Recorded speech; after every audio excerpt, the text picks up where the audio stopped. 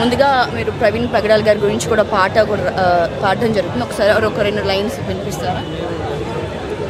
ప్రవీణ్ అన్న మీద పాడాలనే ఈరోజు వస్తుందని కూడా మేము కలలో కూడా అనుకోలేదు. సో కానీ తప్పట్లేదు, అన్న గురించి 2 లైన్స్ పాడతాను. నువ్వు మరణమైపోతివా అన్న ప్రవీణు, పరలోకము చేరుకుంటివా అన్న ప్రవీణు. నువ్వు మరణమైపోతివా అన్న ప్రవీణు, పరలోకము చేరుకుంటివా అయ్యా ప్రవీణు. నువ్వు గన్న బిడ్డలేమో ఎక్కి ఎక్కి ఏడుస్తుండ్రు, నువ్వు గన్న బిడ్డలేమో ఎక్కి ఎక్కి ఏడుస్తుండ్రు. నీ భార్య పిల్లలేమో ప్రవీణు ఏడాని, నీ భార్య పిల్లలేమో ప్రవీణు ఏడాని. నువ్వు ఎక్కడెళ్ళి పోతివో అన్న ప్రవీణు, పరలోకం వెళ్ళినావా అయ్యా ప్రవీణు. నువ్వు ఎక్కడెళ్ళిపోతివో అయ్యా ప్రవీణు, పరలోకం వెళ్ళినావో అన్న ప్రవీణు. నువ్వు మరణమైపోతివా అయ్యా ప్రవీణు, పరలోకము చేరుకుంటివా అయ్యా ప్రవీణు. నువ్వు మరణమైపోతివా అయ్యా ప్రవీణు, పరలోకం వెళ్ళినావా అయ్యా ప్రవీణు. నిరుపేద తల్లిగన్నా నిలువెత్తు ప్రవీణన్న, నిరుపేద తల్లిగన్నా నిలువెత్తు ప్రవీణన్న, నిరుపేద తల్లిగన్నా నిలువెత్తు ప్రవీణన్న, నిరుపేద తల్లిగన్నా నిలువెత్తు ప్రవీణన్న. నిధి వెన్నెలాంటి మనసే అన్న ప్రవీణు, నిధి వెన్నెలాంటి మనసే అన్న ప్రవీణు. నువ్వు ఎక్కడెళ్ళిపోతివో అయ్యా ప్రవీణు, నువ్వు ఎక్కడెళ్ళిపోతివో అయ్యా ప్రవీణు. ఈ ఊరిలోనయ్యా నువ్వు ఎంత మంచి మనసు, ఈ ఊరిలోనయ్యా నీదెంత మంచి మనసు. నువ్వు చీమకైనా హాని చేయని మంచి మనసు అన్న, నువ్వు చీమకైనా హాని చేయని మంచి మనసు అన్న. నువ్వు ఈ లోకానికి వెలుగుగా వెళ్తివో అన్న, నువ్వు ఈ లోకానికి వెలుగుగా వెళ్తివో అన్న. Thank you. సో మీరు ఈ వార్త వినగానే మీరు ఫస్ట్గా ఏం అనుకున్నారు, ఎలా ఫీల్ అయ్యారన్నా?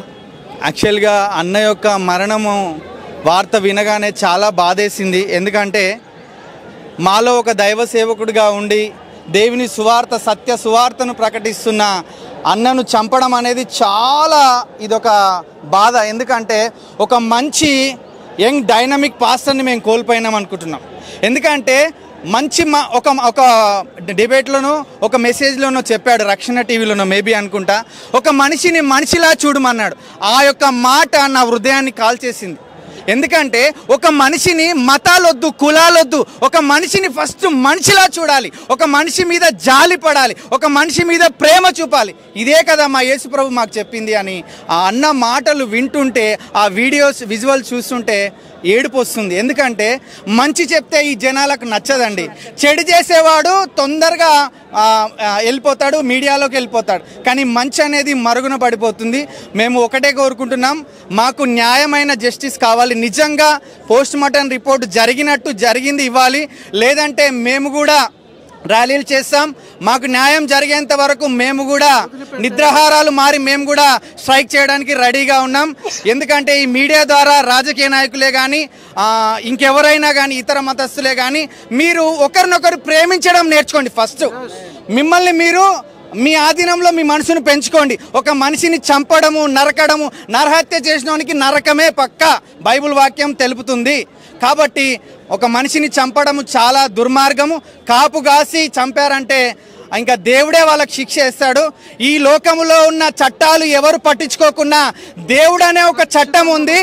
అగ్ని ఆరదు, పురుగు చావదు. ఆ అగ్ని గంధకాలలో దేవుడే ఒక రోజు కాలుస్తాడు. ఒకవేళ వాళ్ళ క్షమాపణ కలిగి ఉంటే దేవుడే వాళ్ళని క్షమిస్తాడని మీ యొక్క మీడియా ద్వారా తెలియజేస్తున్నాను. జోహార్ ప్రవీణ్ అన్న. క్రైస్తవులకి ఇది తీరని లోటు అండి. ఆ కుటుంబానికి కానీ క్రైస్తవ సమాజానికి కానీ క్రైస్తవుల పక్షాన న్యాయం లేదు. క్రైస్తవుల పక్షాన ఏ నాయకుడు కానీ ఏ సంస్థ కానీ లేదు. కానీ ఒకటే చెప్తున్నాను, సమాజం అంతటికి, క్రైస్తవ సమాజం అంతటికి ఒకటే చెప్తున్నాను, ప్రవీణ్ పగడాల గారి యొక్క హత్య తర్వాత ఆయన మరణానికి ముందు క్రైస్తవం ఒకటి, మరణం తర్వాత క్రైస్తవం వేరేలా మారబోతుంది. కాయిన్కి 2 వైపులా ఉంటుంది. ఒకవైపే ఇంతవరకు చూశారు, రెండో వైపు మేము చూపించబోతున్నాం. మమ్మల్ని మేము ప్రొటెక్ట్ చేసుకోబోతున్నాం. మరొక ప్రవీణ్ పగడాల గారు లాంటి ఈ సంఘటన, ఈ దుర్ఘటన జరగటానికి వీలు లేకుండా మేము ఎలా ఫైట్ చేయాలో మేము ఒక తాటి మీదకి సేవకులందరము క్రైస్తవులందరం వచ్చి మేము పోరాడబోతున్నాము. మేము ఓట్లు అయిపోతే గవర్నమెంట్స్ ఎలా ఫామ్ అవుతాయి, మా ఓట్లు మీకు కావాలి, మాకు ఇబ్బందులు జరిగినా, మాకు హత్యలు జరిగినా, మాకు ప్రమాదాలు జరిగినా ఎవరు చెల్లించడం, ఒక ఎమ్మెల్యే, ఒక ఎంపీ, ఒక సీఎం ఎవరు, గవర్నమెంట్ ఎక్కడ ఎవరు స్పందించడం లేదు. మెయిన్ మీడియా ఏది కూడా, ఒక TV9 కానీ, TV5 కానీ, NTV కానీ ఏమైపోయారు వీళ్ళందరూ కూడా. చిన్న చిన్న హత్య, చిన్న చిన్న దాడులు జరుగుతుంటే, దొంగతనాలు జరుగుతుంటే, రేపులు జరుగుతుంటే, కిడ్నాపులు జరుగుతుంటే పెద్ద పెద్ద మెయిన్ ఛానల్స్ అన్ని వచ్చి ఇంటర్వ్యూస్ చేస్తున్నారు. వాళ్ళందరూ ఎందుకు మూగపోయారు, వాళ్ళ గొంతులు ఎందుకు మూగపోయాయి, ఎందుకు మాట్లాడటం లేదు, ఎందుకు రావటం లేదు బయటికి? ఈ హత్య వెనకాల పెద్ద హస్తం ఉంది. ఎవరైనా సరే, నిందితుడు ఎవరైనా సరే, ఇది ఖచ్చితంగా మర్డర్, అది క్లియర్ అవుతుంది. ఫుటేజ్ కూడా ఇప్పటి వరకు 2 రిలీజ్ చేశారు. ఎంతసేపు కొవ్వూరు టోల్గేట్ దగ్గర ఉన్న ఫుటేజ్, తర్వాత ఆ బండి పడిపోయిన ఫుటేజ్ తప్ప దానికి ముందు ఉన్న ఫుటేజ్ ఎందుకు రిలీజ్ చేయట్లేదు? విజయవాడ నుంచి కొవ్వూరు బ్రిడ్జ్ వరకు చాలా టోల్గేట్స్ ఉన్నాయి. ఆ సీసీ ఫుటేజ్ ఎందుకు బయటికి రావట్లేదు, ఎందుకు రానివ్వటం లేదు? అప్పటికే ఆయన మీద దాడి జరిగింది, అప్పటికే ఆయన మీద అటాక్ అయింది, బైక్ డ్యామేజ్ అయింది, ఆయన ఇంజూరీ అయ్యాడు. ఆ కొవ్వూరు టోల్గేట్ దగ్గర ఈ సీసీ ఫుటేజ్ చూస్తే ఆయన బండి నడపలేని స్థితిలో డూమ్ లైట్ పగిలిపోయింది, కాలు డ్యామేజ్ అయిపోయి చాలా ఇబ్బంది పడుతూ తూలుతూ బండి నడుపుతున్నాడు. ఇలాంటి పరిస్థితి, ఈ పరిస్థితుల్లో ఒక మనిషి చనిపోతే సాటి మనుషులు చాలామంది హైందవులు పెద్దగా పిలువబడుతున్నటువంటి మతోన్మాదులు కొంతమంది దయ్యాలు ఏం మాట్లాడుతున్నారంటే ఆయన మరణాన్ని గేలి చేస్తున్నారు, హేళన చేస్తున్నారు, వెటకారం చేస్తున్నారు. ఒక పనికిమాలిన సైతాన్ ఒకటి ఉంది, అదేమన్నా మాట్లాడుతుంది తెలుసా? యూట్యూబ్లో లైవ్ పెట్టి పగిలిందా పగిడాలని చెప్పి వెటకారంగా పాటలు పాడి ఎవరి చుట్టు కత్తిరించి గుండు కొట్టించి ఊర్లో నిలబెడతాం, ఎవరు మొదలుపెట్టాం, ఎవరిని విడిచిపెట్టాం. ఈ హత్య వెనకాల ఎవరెవరైతే ఉంటున్నారో ప్రతి ఒక్కరిని రోడ్డు మీదకి తీసుకొని వస్తాము.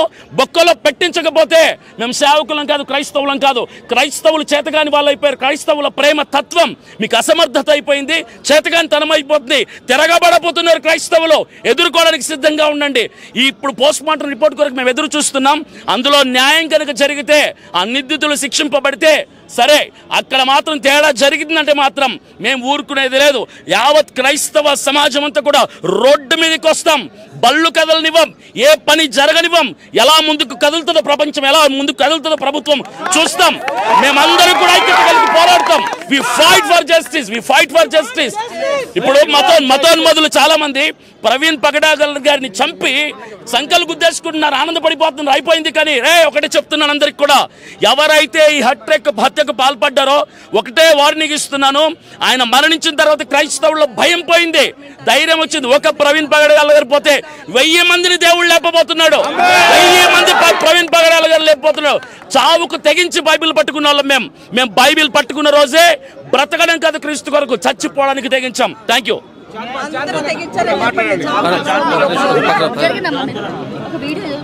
అమ్మా, మొదట ఈ వీడియో ప్లే చేస్తాను. దీనికంటే ముందు ఒక మాట చెప్తాను. అదేంటంటే, మన శత్రువు చనిపోయినా సరే, మనం బ్రతుకుతున్నటువంటి సమాజంలో ఒక శత్రువు చనిపోయినా సరే, అక్కడికి వెళ్ళి ఆ శత్రువుని, మన శత్రువు చనిపోయినా సరే ఆ శత్రువు మరణించిన రోజు ఆ వ్యక్తిని గౌరవించి మాట్లాడతాం. అయితే ఈరోజు సమాజంలో ఉన్నటువంటి పరిస్థితి ఏంటంటే, మీరు చూడండి అమ్మా, ఈవిడ ఎలా మాట్లాడుతూ, ఈవిడ పెట్టి టైటిల్ ఏంటి, పగడాలు పగిలిందా అంటూ ఈవిడ పెట్టి ఈవిడ ఏమని మాట్లాడుతుంది, ఈవిడ హావభావాలు చూడండి. అయితే ఈరోజు ఎవరి గురించి కదా,